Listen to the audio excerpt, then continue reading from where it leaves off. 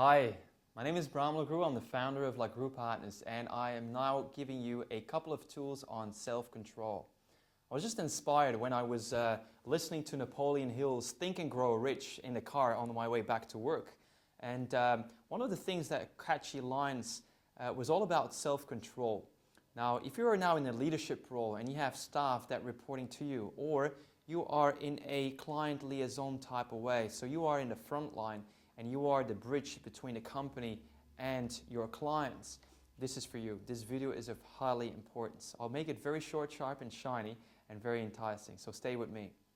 I've noticed at times how self-control is exactly the critical factor in driving people's performance, both for self as well as others. Now here's my point. How good can we be as a leader if we fail to control ourselves in such a way, control our thoughts, emotions and actions in line with what we're expecting people to do?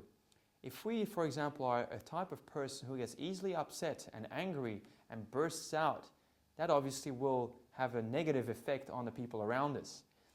Alternatively, when we are in a business development type of role, and we are the type of person that easily comes up with excuses that get in the way of performance, excuses that sabotage our effectiveness in terms of using our system to connect with the right people, show them what we can do to help them overcome pain, and then ultimately win them over.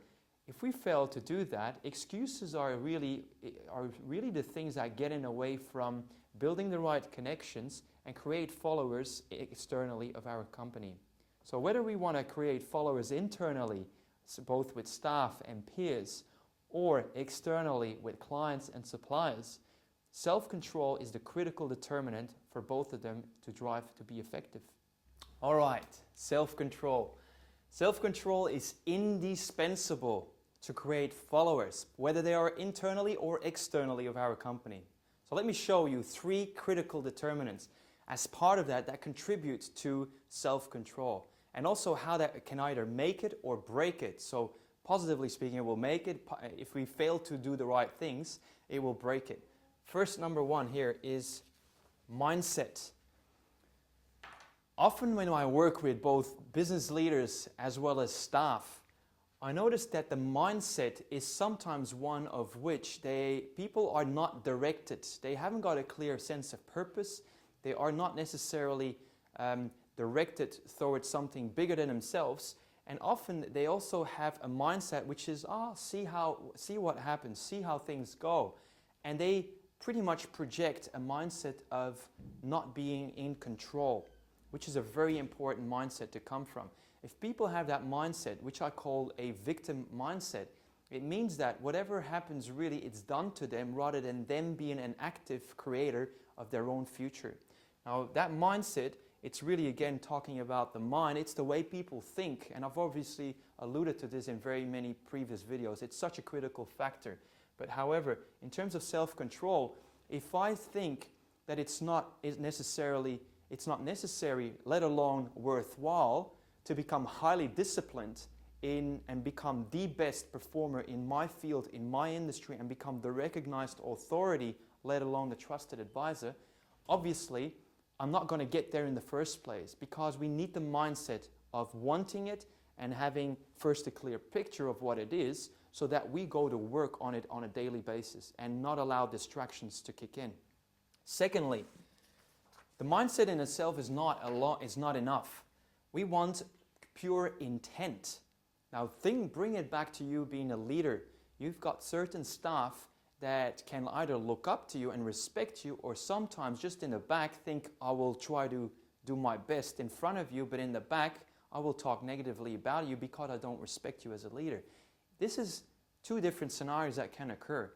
For example, sometimes a business leader, they will have an intent where they actually intentionally or consciously or unconsciously will create silos. They will create opposition between themselves and others. It's the us and them mentality that they are actually creating. If their intent is one of which they want to be in control and in power, It really is, they're looking to create an environment where they feed their own ego, as opposed to creating an environment where everybody flourishes, where everybody is developing and turns into a high-performing individual. Intent is everything. So if we fail to somehow have an intent of utmost care, respect, and wanting the best for the other people involved, that will sabotage our own performance in terms of self-control, because we will easily find excuses on expecting something of someone else whilst we don't really deliver ourselves. Which now brings me to number 3, actions. We sometimes say actions speak louder than 1,000 words. Well, it's the same thing here. If I, for example, ask someone to do something for me which that person knows that I wouldn't be comfortable with doing myself, where does that leave me with self-control? I'm trying to use my power as a boss or a potential buyer compared to my client to get what I want, knowing that I would fail to do it myself.